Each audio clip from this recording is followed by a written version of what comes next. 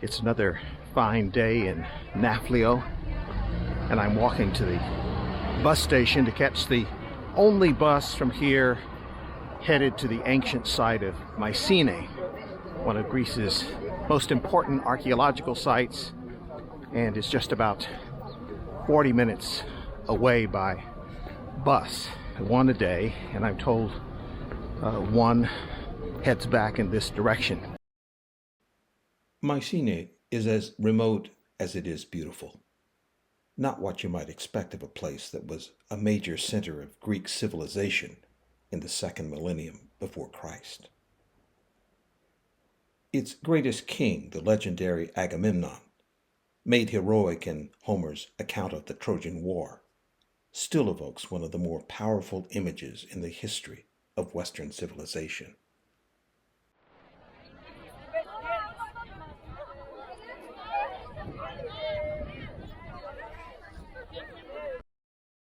So the first place people usually head when they get off the tour buses from Athens and elsewhere is here. A tholos, or beehive-shaped tomb, that is the reputed burial place of Agamemnon.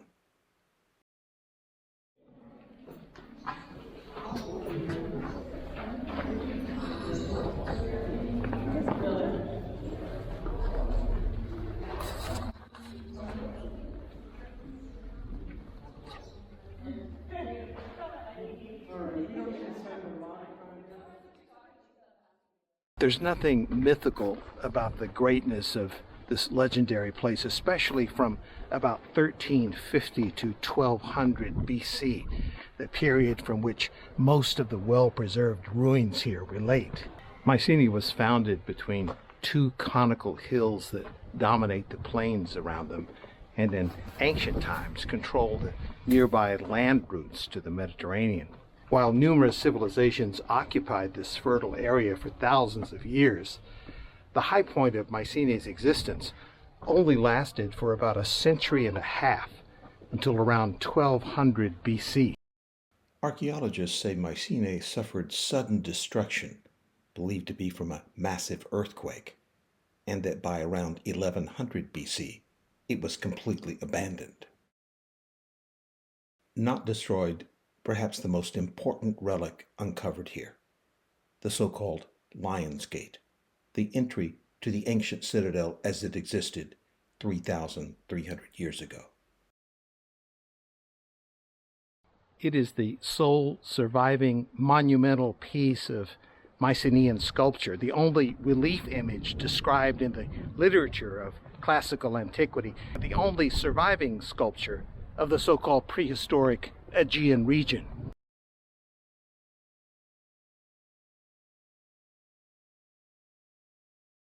Passing through the current village closest to the site at Ficti.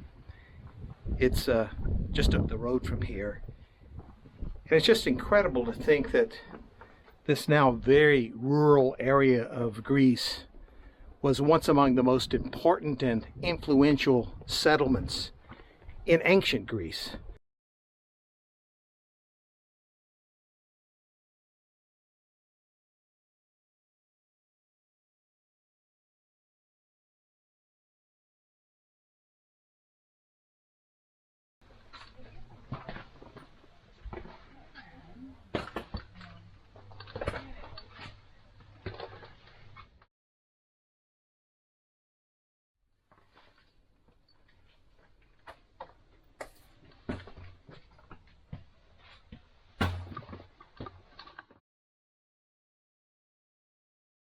Cistern underground, and I've encountered a gate which is as far as I can go, but you can see with just the light of my phone that the steps, very dim in front of me, go down about maybe 40 feet, and it looks as though they taper off to the left.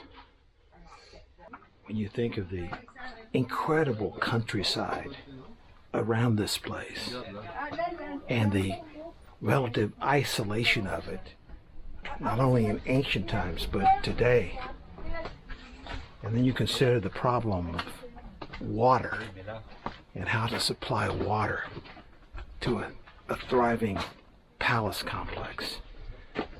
Well, now you know the secret.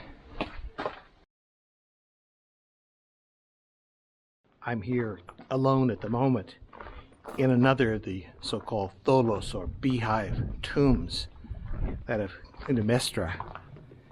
This tomb was discovered by accident by villagers sometime during the Ottoman rule and subsequently looted by the Ottomans. It was originally buried with a Greek theater built on top during the Hellenistic period. And in fact, if you look very carefully at the top of the dome of this structure, you can still see some of the seating of the theater. I'm walking inside this tomb, and immediately I can tell you it looks very similar, almost identical, to Agamemnon's tomb, the treasury tomb. And yet there's a distinct difference inside this hollowed out, domed, beehive-shaped tomb. And that is that there are no tourists around.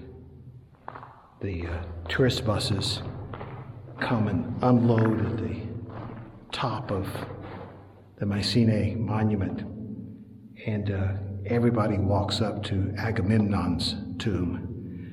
Few people come to this one.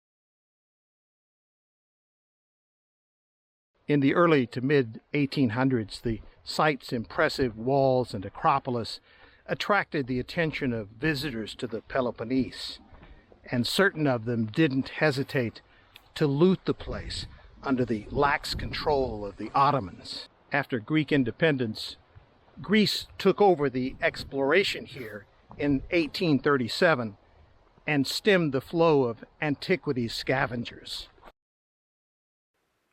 Among the treasures looters didn't find, the so-called burial mask of Agamemnon.